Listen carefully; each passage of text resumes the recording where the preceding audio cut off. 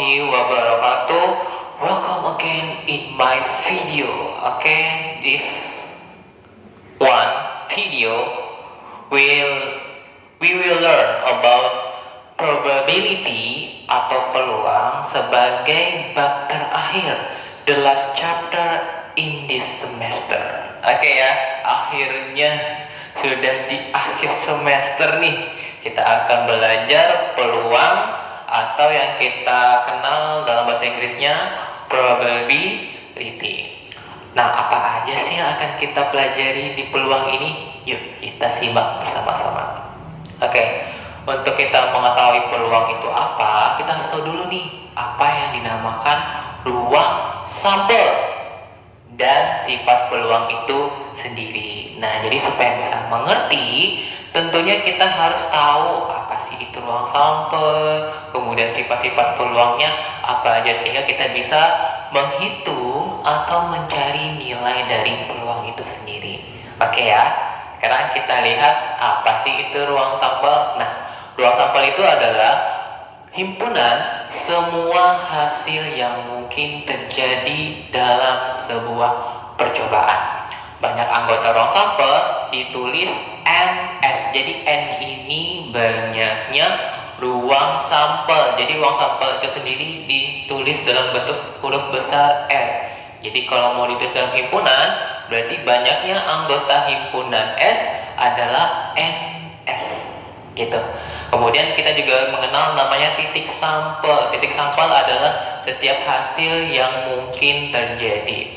Nah, untuk ruang sampel itu sendiri, cara mencari ruang sampel itu ada 3 cara.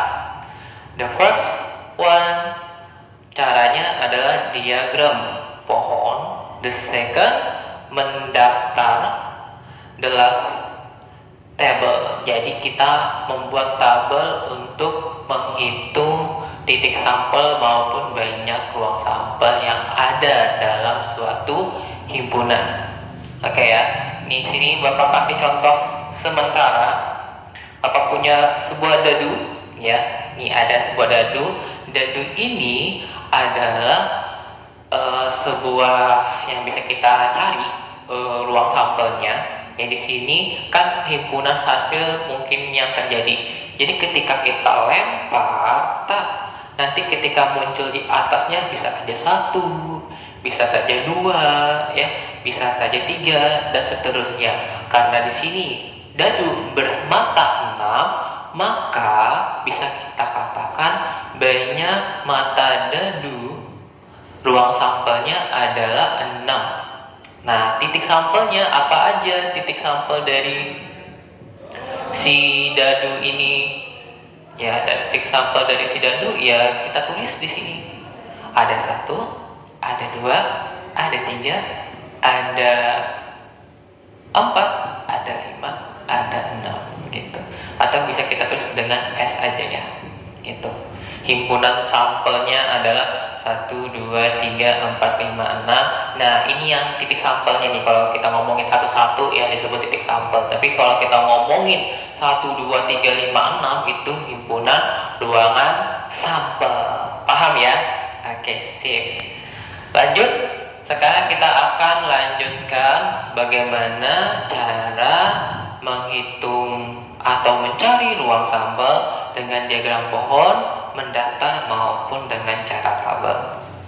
Oke, sekarang kita lihat selanjutnya diagram pohon. Nah, jelas ya, kelihatan jelas banget nih di diagram pohon. Misalnya untuk menentukan ruang sampel pada pelemparan 3 buah koin.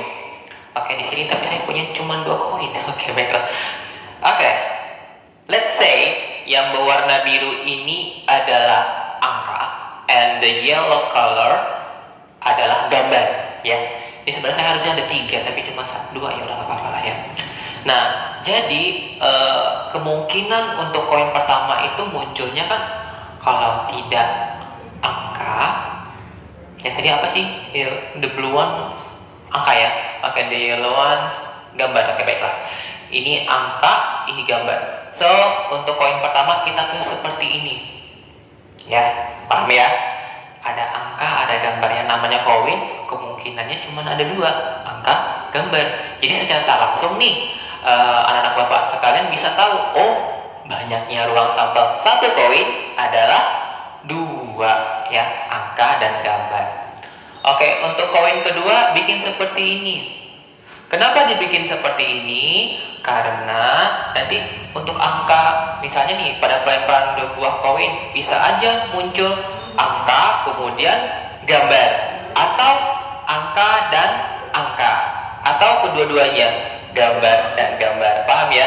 Makanya nanti dibikin cabang, dari angkanya bercabang, dari gambarnya juga bercabang. Ini untuk pelemparan koin kedua. Lanjut kita ke koin ketiga, sama masing-masing kita bikin cabang 2, kemungkinannya bisa gambar angka dan seterusnya. Oke, sehingga kita bisa menentukan yang namanya titik sampel. Nah, ini titik sampelnya. Ya, cara bacanya gini. Titik sampel pertama A, angka.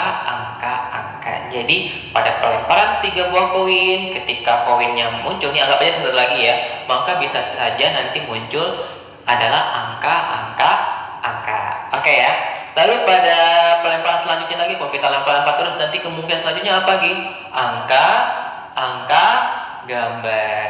Oke ya, ini titik sampel kedua. Lalu ada juga angka, gambar, angka ya, A, G, A. Lanjut, secara teoris juga dapatkan angka, gambar, A, G, G. Kemudian lanjut lagi ada gambar, angka, G, A, A.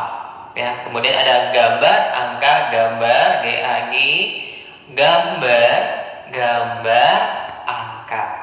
Ya, mana nih? Oh, ini G, A ya. Ganteng-ganteng. Oh, super jam dan sebutin ya. Gambar, G, G.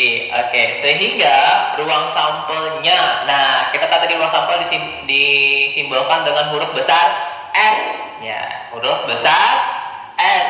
Nah, jadi ruang sampelnya itu adalah kumpulan dari semua titik sampel yang mungkin terjadi dalam sebuah percobaan pelemparan 3 buah koin. Sehingga di sini ada AA, AAG, AGA, AGG, GAA, GAG, GGA, GGG. Sehingga kalau kita ingin tahu banyak ruang sampelnya, sehingga kita hitung nih ada berapa?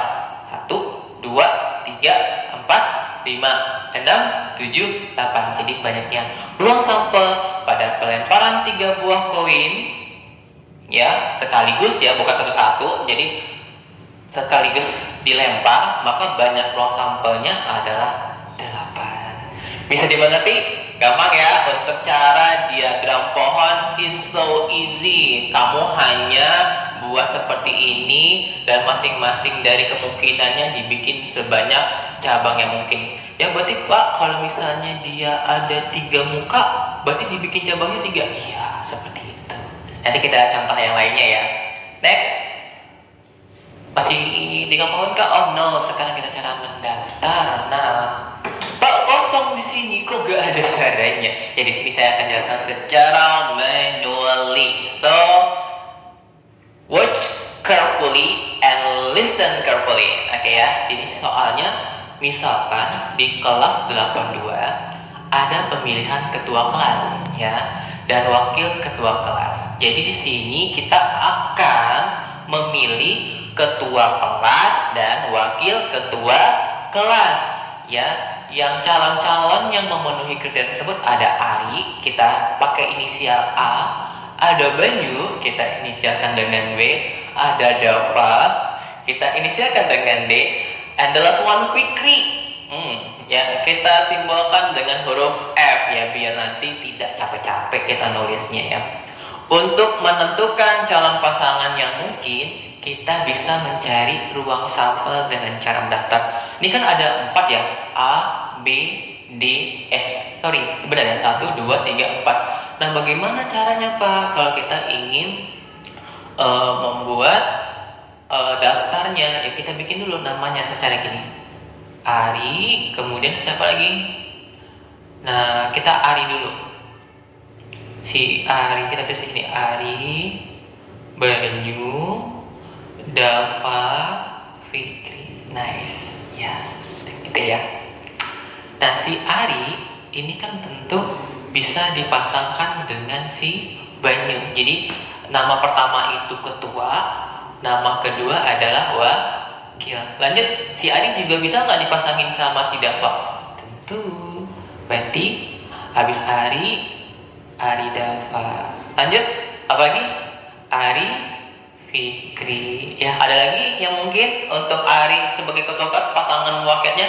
Tidak ada, cukup ya. Lanjut. Sekarang kita akan melihat Banyu. Banyu sebagai ketua kelas bisa nggak? Banyunya ketua kelas, Arinya sebagai wakil? Ya boleh aja, kan kemungkinan, gitu kan.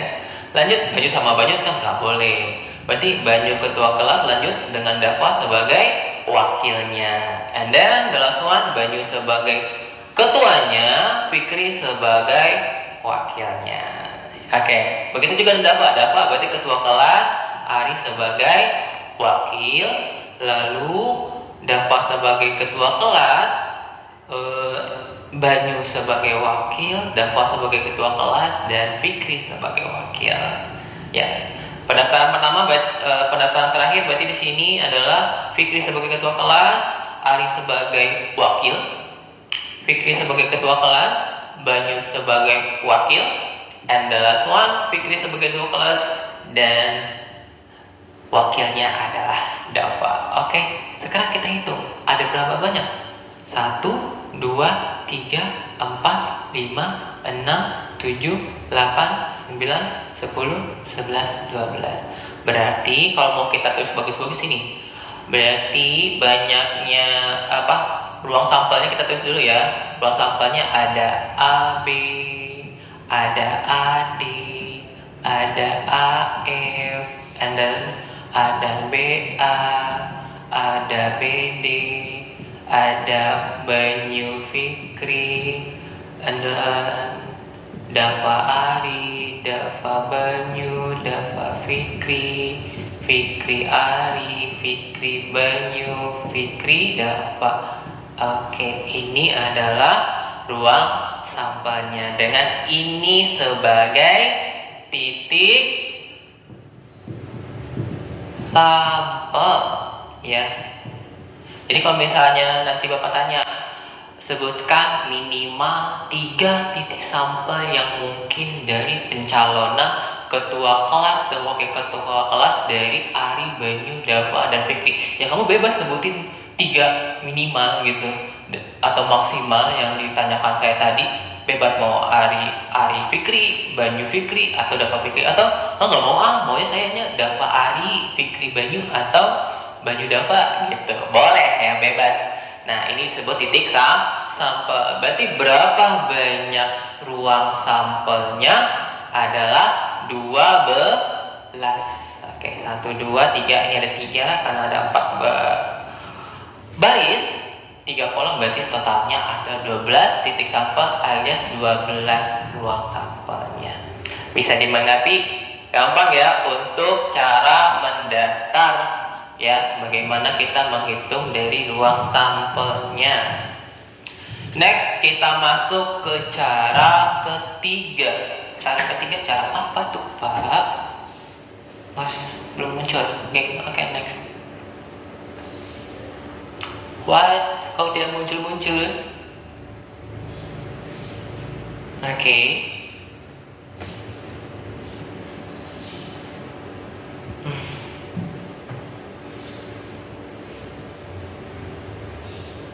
Oke. Sekarang kita dengan cara tabel ya. Di sini kita simak dengan baik-baik ya. Di cara tabel ini, di sini Bapak pakainya cara menghitung pelemparan sebuah dadu dengan 1 koin ya. Jadi ketika dadu sama koin digabungkan, berapa banyak ruang sampelnya?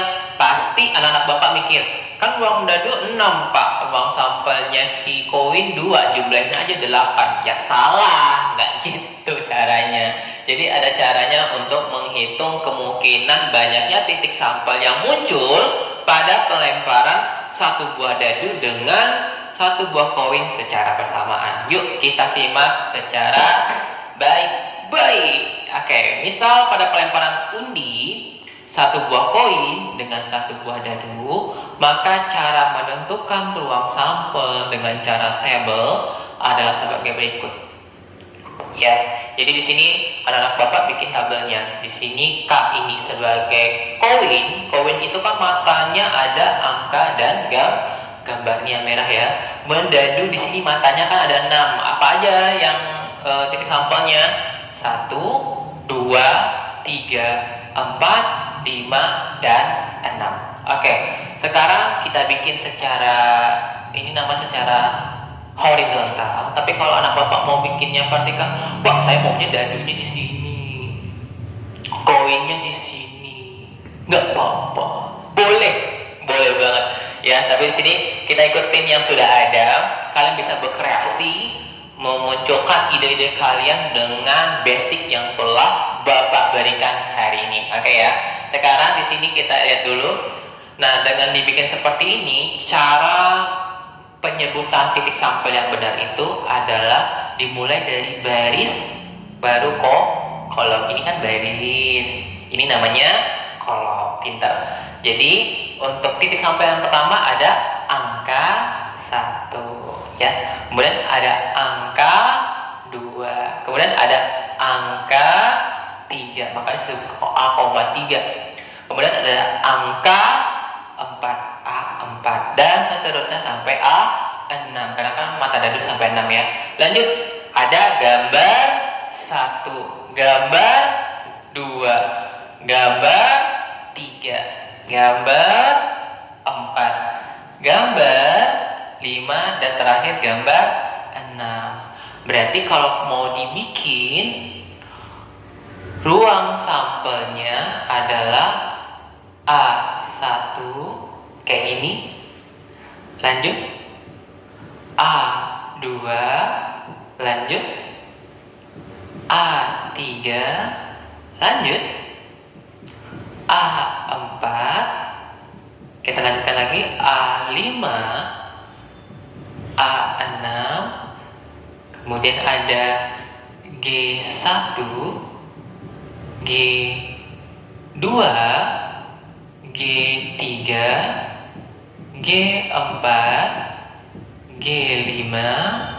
G6. Pakai kurung ya nak ya, ditutup kurung. Inilah ruang sampel dari pelemparan undi satu buah koin with satu buah dadu.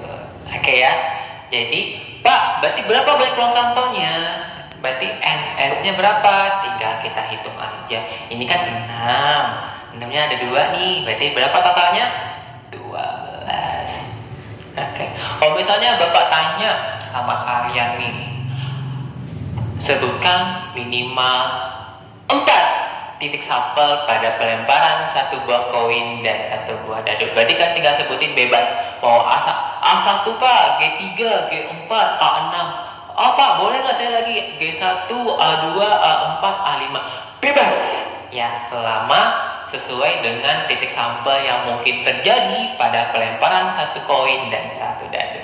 Oke, gampang ya. Kita sudah belajar nih menghitung ruang sampel dengan cara pohon, dengan cara mendaftar, dan terakhir dengan cara tabel. Semuanya gampang dan semuanya mudah asal kita mau belajar. Oke, sip. Kalau misalnya masih ragu, belum begitu mantap, boleh di rewind kembali videonya ya, di backspace dikit lah gitu, nggak apa-apa, makan kuota dikit, yang penting bisa mengerti. Oke, sekarang kita lanjutkan. Nah, sifat-sifat peluang ini hanya teoritik ya. Secara empiriknya kita hanya mengenal saja. Nah, yang perlu kita pahami nanti secara teoritiknya, ini yang perlu anak Bapak pahami ya. Yang perlu kalian pahami nih, anak-anak Bapak yang hebat semua yang nonton video ini harus paham secara teoritisnya.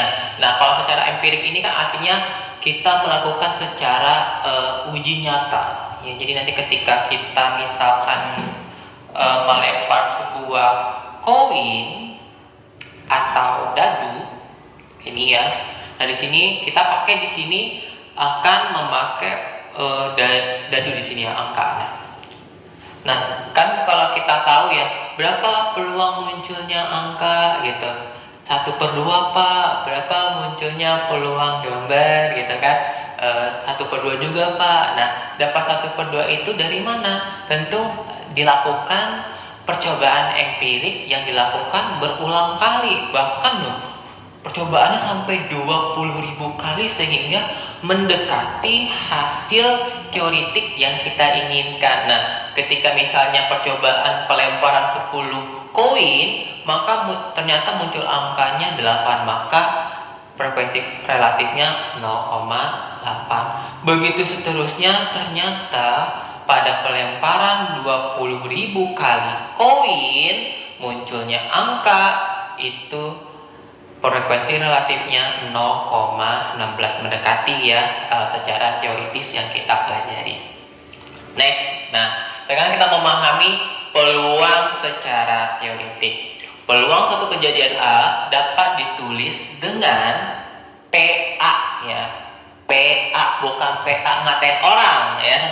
I know, but PA di sini adalah peluang kejadian A gitu ya. Jadi bukan PA, PA peluang suatu kejadian A. Pak, berarti kalau misalnya peluang suatu kejadian aku lulus, boleh nggak ditulis PL?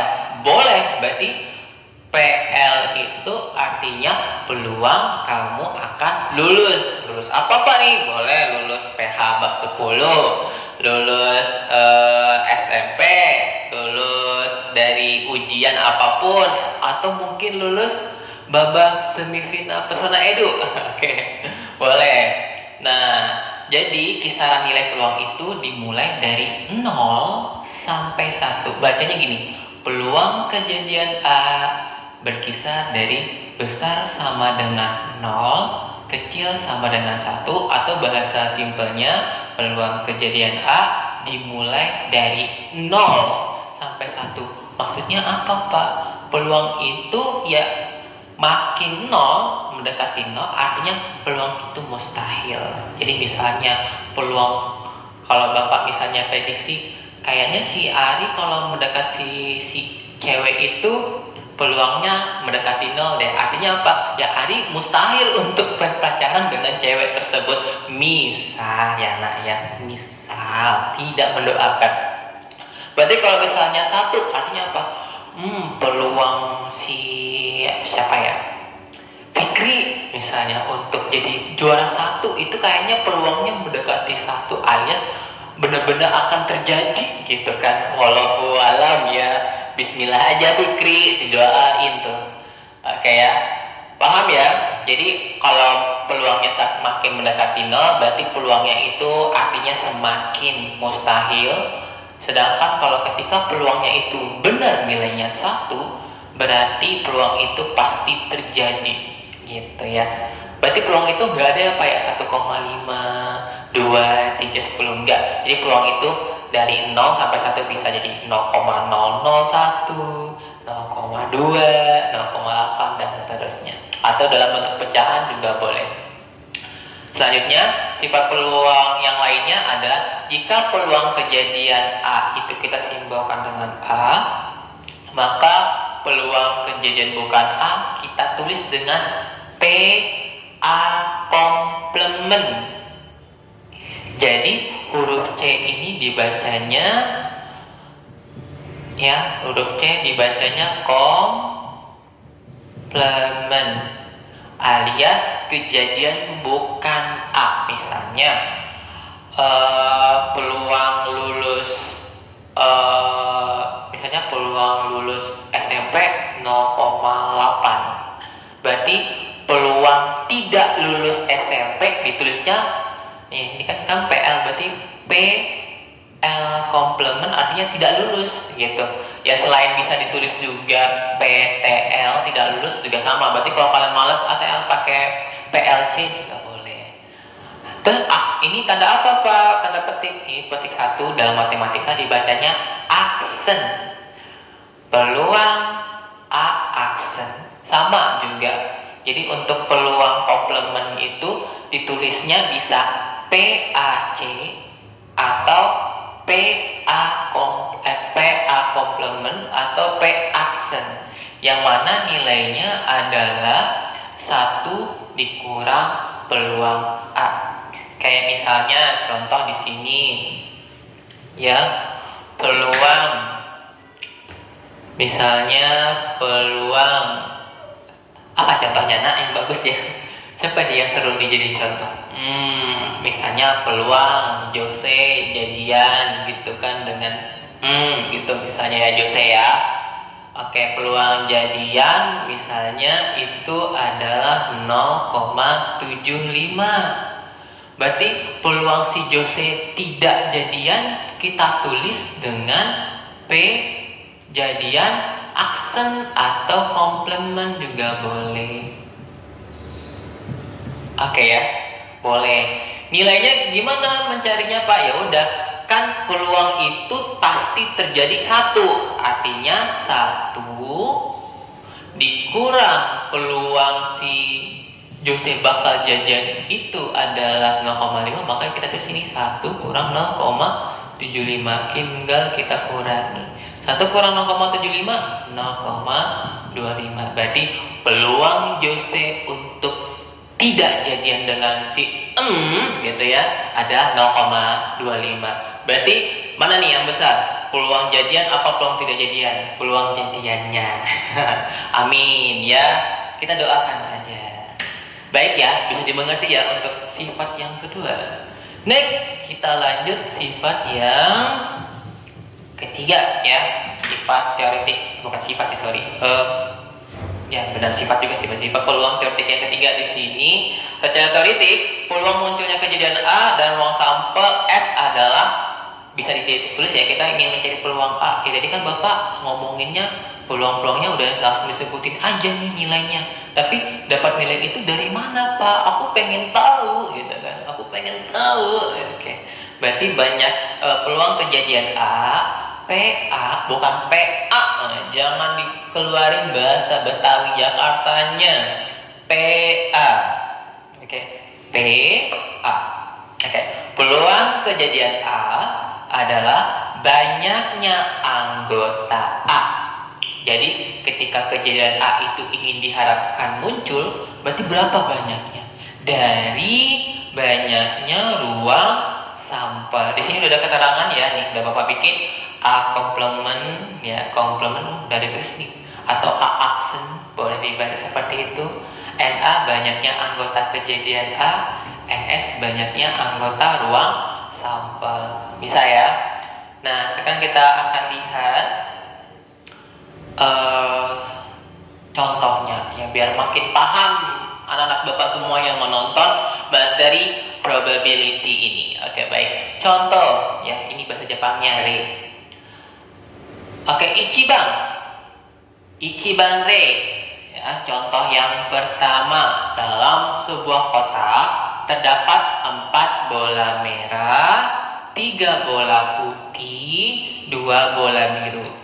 Diambil sebuah bola secara acak. Jadi misalnya nih ada bola gitu kan, terus diambil, tapi kita nggak lihat, ngambil aja gitu, gitu. Peluangnya berapa gitu. Nah, jadi di sini pertanyaannya peluang terambil merah, lanjut peluang terambil bukan biru. Di sini pentingnya literasi dalam membaca soal. Ya, Bapak tegaskan buat anak-anak Bapak semua yang menonton video ini, pelajaran matematika itu akan nonsens ketika kalian tidak bisa memahami bahasa Indonesia dengan baik dan benar. Ya, karena bahasa kita bahasa Indonesia. Ya, dan artinya di sini kalian harus memahami literasi dari soal itu sendiri. Ya, apalagi kalau misalnya anak Bapak amin robbal alamin nih, misalnya pengen sekolah luar negeri, tentu kalian akan lebih berat lagi memahami literasi dalam bahasa asing yang kalian pelajari. Begitu ya. Oke, di sini kita coba jawab. Ini bacanya kotai. Kota Ewa. Oke. Kota Ewa jawabannya kita tentu sebelum menghitung peluang ya. Ingat tadi peluang itu rumusnya apa? Banyaknya kejadian, ulang lagi. Peluang kejadian A adalah banyaknya anggota A per banyaknya ruang sampel. Sekarang tentu kita harus menghitung ruang sampel. Nah, Pak, di sini kan ada 4 bola merah, ada 3 bola putih, ada 2 bola biru. Berarti ruang sampelnya gimana, Pak?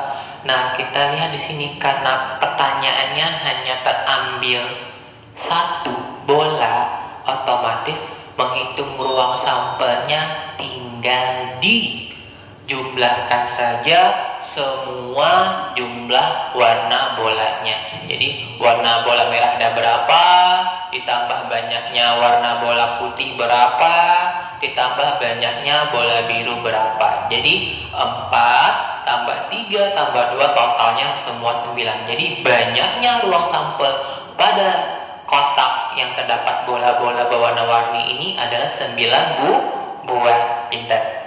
Baru kita masuk ke pertanyaannya. Nah, kan ingat ya, kalau peluang kejadian A kita tulisnya PA. PA, bukan PA. Peluang terambilnya merah. Kita misalkan merah itu M. Perhatikan di sini Bapak bikin nih. Misal banyak anggota kejadian merah ya, kejadian merah itu banyaknya anggota M. M itu kita lihat berapa banyaknya bola merah? Ada 4. Oke. Berarti peluang kejadian merah bukan peluang kejadian A lagi, kita ganti A-nya dengan M. PM sama dengan, kalau di sini NA berarti ya sini, kalau sini A berarti sini A, berarti kalau di sini M berarti NM, banyaknya anggota merah dibagi banyaknya ruang sampel tetap ya. Nah, di sini banyaknya anggota merah 4 dibagi dengan banyaknya ruang sampel 9, sehingga peluang terambil merah berapa? 4/9. Good job, nice. Ya, jawabannya kayak gini aja Pak. Iya, jawabannya hanya dalam bentuk pecahan, kecuali di optionnya diminta dalam bentuk desimal, baru kalian desimalkan. Nice. Oke. Nibal Kotae. Ya. Jawaban yang kedua. Peluang terambilnya bukan biru. Oke.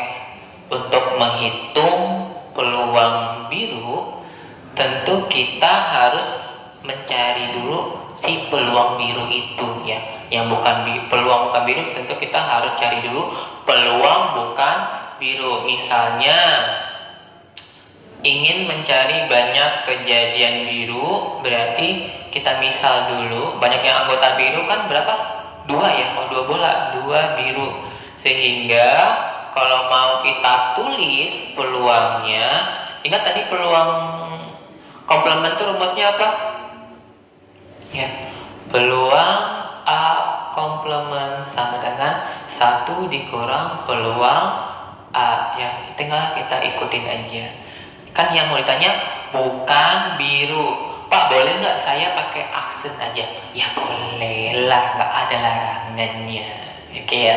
Misal banyak anggota biru kan tadi 2, berarti 1 dikurang peluang biru. Nah, peluang biru itu kan adalah, kalau misalnya anak-anak Bapak belum nggak tahu dapat 20%, tinggal bikin dulu sini. Berarti dibikin dulu sini ya peluang biru. Berarti peluang biru adalah NB, banyaknya anggota biru dibagi banyaknya ruang sampel. Banyaknya anggota biru 2, ruang sampel 9. Berarti 1 kurang 2/9, didapatkan nilainya 7/9. Oke, bisa dipahami? Bisa ya? Pak, dapat 7/9 dari mana? Ya, tambahkan penyebut materi SD. Nanti kita kasih latihan khusus untuk bisa mengulang kembali pengurangan dan penjumlahan pecahan ya. Oke.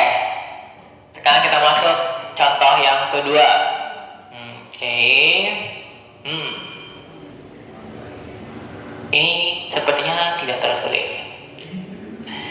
Tidak terlalu sulit. Oke. 3 buah koin dilempar undi secara bersamaan. Tentukan peluang munculnya 2 angka 1 gambar, 2 gambar 1 angka. Berarti kan 3 buah koin dilempar undi nih. Nah berarti kalian bikin lagi kayak tadi. Nah, aduh, aku putihin gimana ya tulisnya. Berarti mau gak mau kan harus bikin ulang si diagram yang sebelumnya. Alias kalian harus bikin lagi nih yang tadi yang diagram pohon yang 3 koin yang Bapak bikinin. Nah, atau kita bisa ya tadi kita Bapak kalau kita masih ingat ruang sampelnya, berarti kan ruang sampelnya 8. Berarti sampelnya itu apa aja? Ada angka-angka, ya kan? Terus ada angka gambar, ada angka gambar angka, kemudian ada angka gambar-gambar. Lanjut, ada gambar angka-angka, lanjut gambar angka gambar, gambar angka, dan gambar gambar. Jangan kayak gini. Oke. Kurungnya kurung kurawal ya, bukan kurung biasa. 1, 2, 3, 4, 5, 6, 7, 8. Oke. Nah, sekarang kita ingin menentukan peluang 2 angka 1 gambar. Bagaimana sih caranya Pak menentukan peluangnya?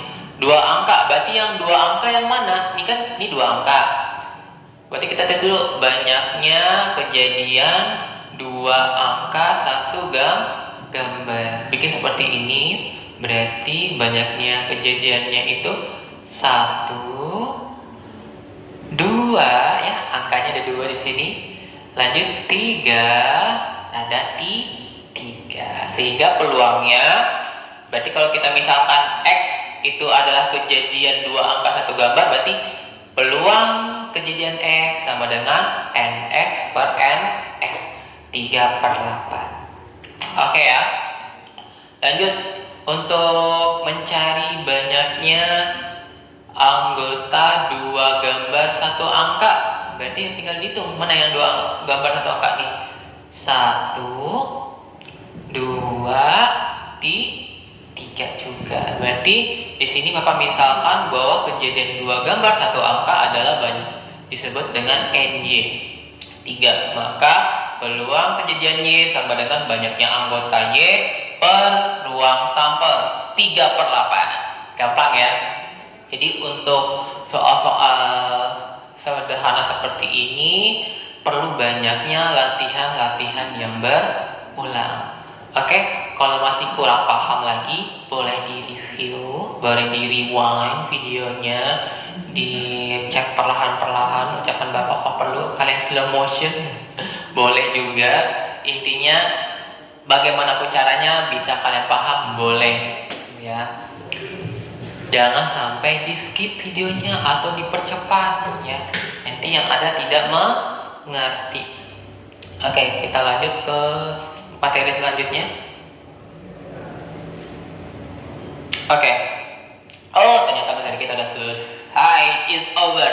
Oke, sini ada pepatah, bukannya tidak bisa, tetapi belum bisa. That's why it's need to learn. Ya.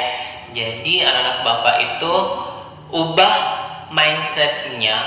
Saya itu nggak bisa ya. Berarti kalian itu sudah memberikan peluang gagal kalian sendiri sebesar 0, alias kalian sudah membuat diri kalian gagal di awal. Berarti kan tidak memberikan kesempatan buat diri kalian sendiri untuk bisa menyelami, untuk bisa berkarya, untuk bisa berlatih biar sukses. Ya, jadi hati-hati dengan mulut, hati-hati dengan pembicaraan kita. Kalau kita sudah berucap, ingat ucapan itu adalah doa. Ketika doa itu diafirmasi oleh otak, diteruskan ke syaraf, lari semua peredaran darah, maka akan terjadi. Ya, jadi nauzubillah min dzalik, jangan sampai anak-anak Bapak ya Membiasakan diri untuk berkata saya tidak bisa, saya tidak mau, tapi cobalah untuk melawan rasa malas tersebut dan afirmasi positifkan diri kalian dengan kalimat saya belum bisa, tolong ajarkan saya. Bisa ya?